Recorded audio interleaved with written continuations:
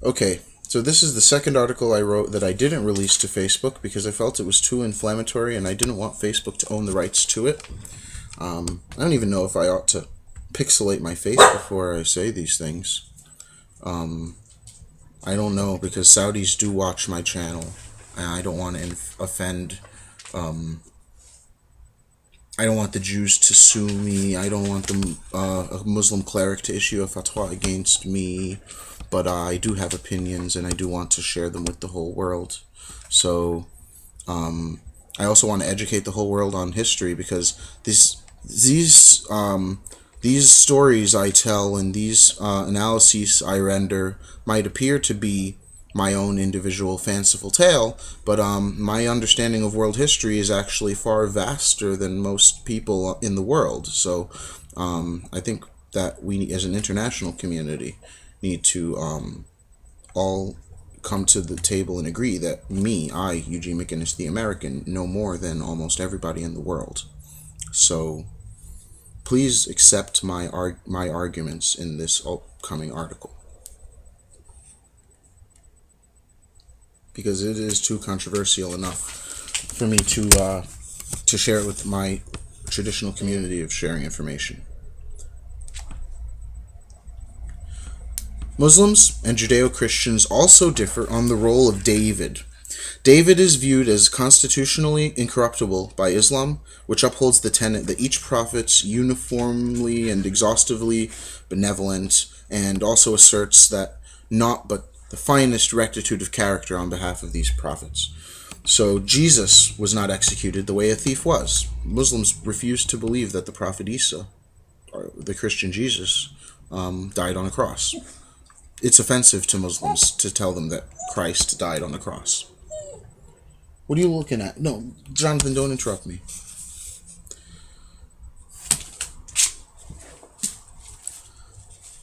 Again, certain uniform tropes that God is powerful enough to intercede for an eminent prophet and controlling all things will either. I think I just finished that. I didn't finish that sentence. Okay. Allah is true omnipotence. I'm starting to understand. Whereas the Jews and the Christians have flawed concepts of the omnipotence of their God, the very same being. Christians can slaughter so swiftly because their feelings are roused by the idea that their Messiah was executed in a gruesome manner. I'm inferring on my own that the final prophet of Islam, Muhammad, understood the severe danger to progress and to civil tranquility that can be caused when a population subscribes to a sensationalized fable. They have, the European Christians, fragments of all the civilized and barbarian elements of Europe within the zealotry of the Middle Ages and early modern era that is evinced through this day when you witness Western culture. Jews, too, have had to develop a unique perspective on God's unlimited power when the Christians started massacring them and never, ever, ever stopped. At the 3,000-year timescale I'm discussing this, the Holocaust may as well be happening right now. And as well as simultaneously with the next 100 years worth of sunsets in the state of Israel. It all may as well be happening at the same time if you look at the last 3,000 years, the last 12,000 years, the last 100,000 years of human history. Muslims would conquer a society and assimilate it, while Christians would commit cruel acts of annihilation.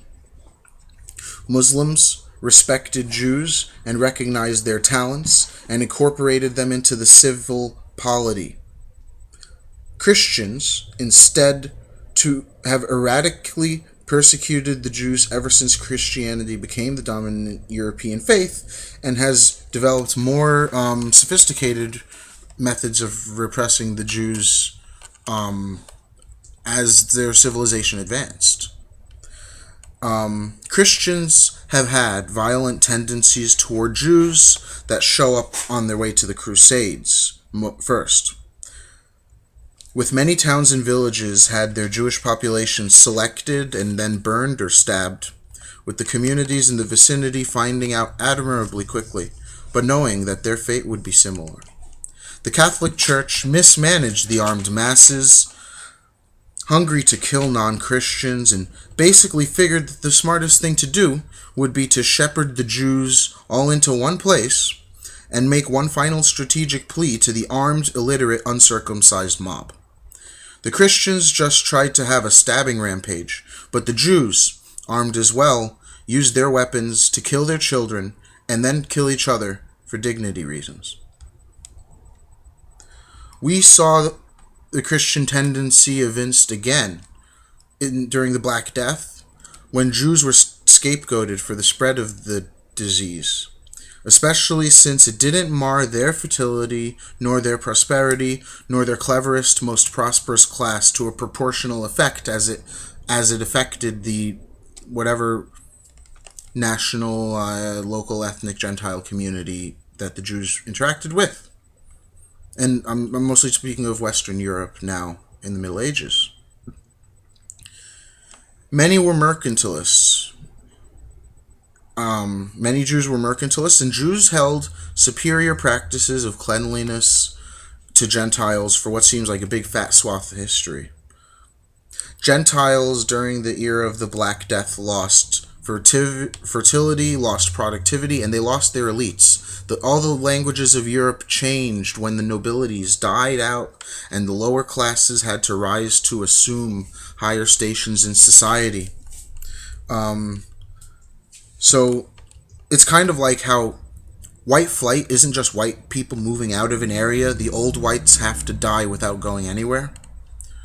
This is like brain drain in our modern understanding of it in globalization, is when the smartest people and most talented people leave a country. But in the Black Death, you had brain drain. That was stationary. Instead of your smart people migrating away from the country to get a chance to be rich, all your richest and smartest people just die without needing to leave your country because they all knew each other. Wild, huh? So again, the Jews were rounded up and customarily incinerated throughout a century that the plague was worst. The least plague-ravaged countries in Europe at the time were Poland and Russia, and the Polish-Lithuanian Commonwealth in the 1300s was actually one of the most prosperous, most powerful, and most expansive in land area and arable land under its command during the 1300s. So Poland, Poland was once... It's hard to imagine Poland and Lithuania as the most powerful country in Europe, but it was once true. And at that time, it was the only place in Europe that was safe for Jews, because it was the only place that wasn't plague-ravaged. And if you look at the history of Europe today with with the least plague-ravaged areas of Jews in Poland and Russia, really, the Holocaust was the Jews trying to restart their Western European history, but the Jews have had a history in Western European societies. It's just that they've been killed off and they've been kicked out so many times that completely new Jews from Russia wind up showing up centuries later to try, create a completely new Jewish society within these European nation states. So Poland and Russia, consequently, became the parts of Europe where Ashkenazim made their most successful home in Europe for the remainder of the time that they were there. Then came the Spanish Inquisition. This time, the state would prosecute Jews with legitimate alien episcopal collaboration with the national authorities of the Kingdom of Spain. And I believe Portugal was its own jurisdiction under the Inquisition. And this Inquisition was actually framed and prosecuted over about 100 years. So it's not like any type of oppression we could imagine. I really want to do research into the demographic impact of the Spanish Inquisition, because Spain is one of the wealthiest and most populous European nation states at the time. I find it hard to believe that the impact of all the Jews executed and having their property taken from them in Spain, just simply because of historic world population and compounded growth figures, it may have had a similar, or in some ways of thinking, worse effect on the number of future Jews in the world than Hitler's Holocaust. I seriously think that the Spanish Inquisition is not researched thoroughly enough, nor do Westerners today know enough about the history of the Spanish Inquisition, because the Spanish Inquisition is a definite leap forward in innovation in how Christians were going to address their conceptualization of Jews as their enemies and as elements that they can act against and just repress or constrain, control, or blot, remove, or exterminate from society. This began in the Spanish Inquisition.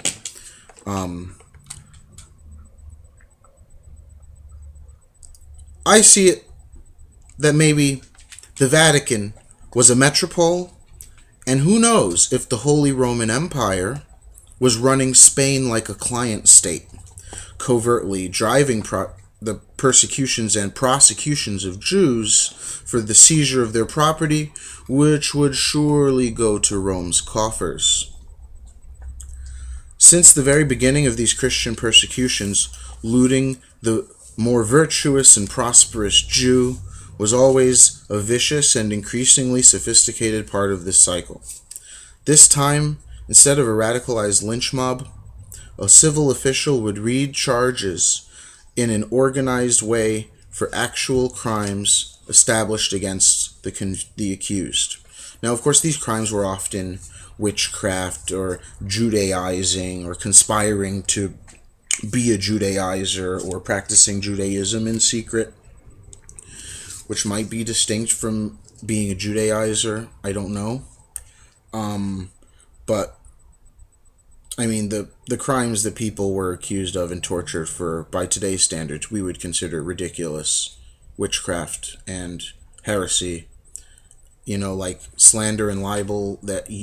Slander and libel, except the person that you slander or libel is God, who doesn't exist, and the price, instead of a fine and or imprisonment, is torture and death for saying the wrong thing about the God that someone else is willing to torture and kill you for saying something wrong about. So Christian persecution of Jews took a very sophisticating turn, moving from the late Middle Ages to early modern period. They became more intellectually substantive. The idea that a Jew shouldn't be simply eradicated like a specimen of vermin, but apprehended for his activities, have them be proven to the public, pay an exaction of property or life. Torture was never something you could get sentenced to in the Inquisition. It was just a mechanism. It was just a tool in the process. It didn't factor as a conclusive sentence for a guilty Jew. Torture just happened to any Jew or Moor or Catholic woman or unlucky child who talks too much, who didn't tell an acceptable account of what they believe were the crimes committed. If the people in the court didn't hear the confession they wanted to hear out of you, then they could torture you until they heard what they wanted. And really, whether or not you got executed wasn't the issue. You basically try to plead that they would not take all your land away so that your family had something left behind, and not accuse any of your families of being a part of the filthy faith that you are trying to pervade through Spain. Muslims also suffered greatly through the Reconquista and aftermath of this, the conquest of Al-Andalus. And so I really am focusing largely on the persecution of the Jews in Europe, but the persecution of the converted Muslims is another. That's its own. There's dimensions.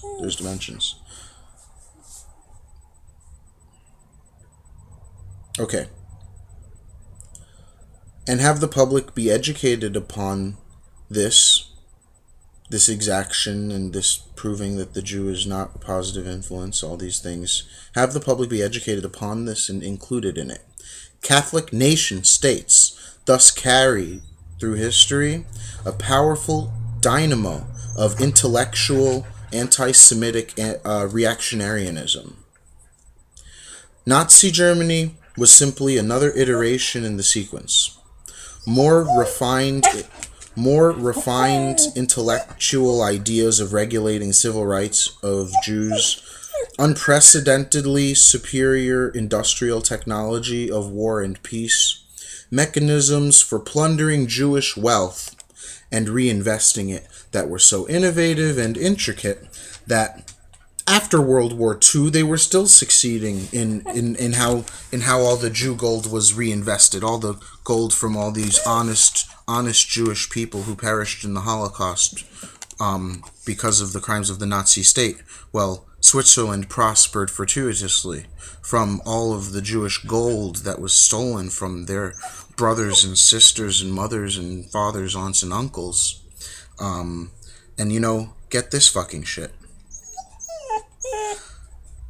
Nazi plunder was so successful that it funded a massive baby boom in Switzerland and subsequently exceptionally swift emergence of women into industry in Switzerland and into politics and capital in Switzerland.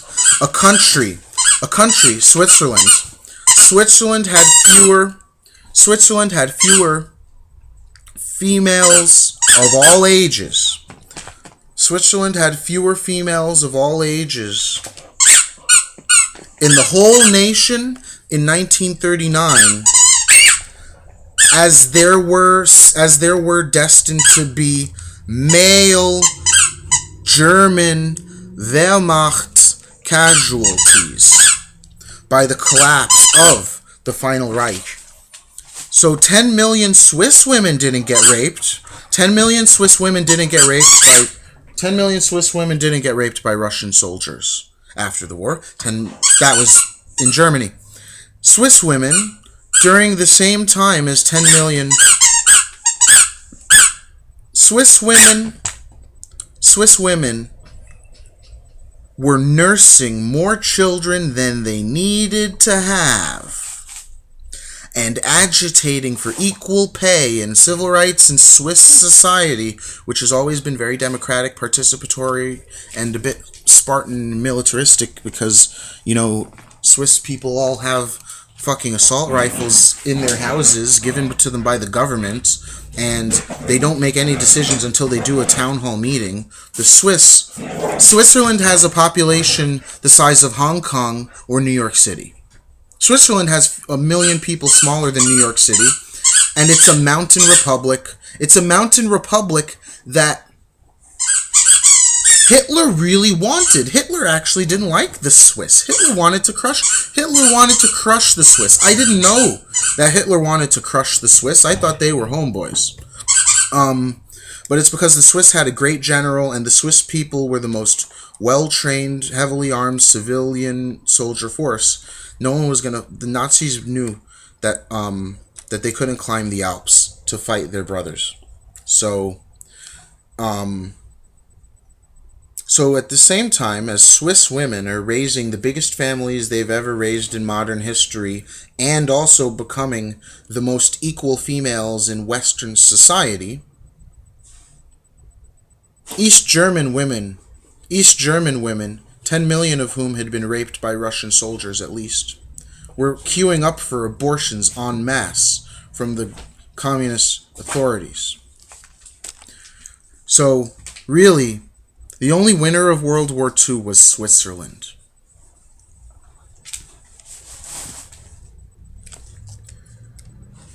Muslims pray to the same God as the Jews, know not to eat pork like Jews know not to. The Quran admirably doesn't omit the themes of science. God softening David's iron for his sword. Well, that's an illustrative effort to educate some additional properties of metals, as must have been known in the Bronze and Iron Ages. People must have already known metal to be malleable and ductile, and maybe this whole Quranic reference to David and his metal getting softer is to teach people more about the actual properties of iron when actually molted. I don't know. And then it says, I say young children through the Quran could thence have been made to learn basic qualitative facts in chemistry. That's just a weird theory. But my thesis, my question to the masses, to the world, is not the truest enemy and oppressor of the Jew, not the Muslim, but the Christian?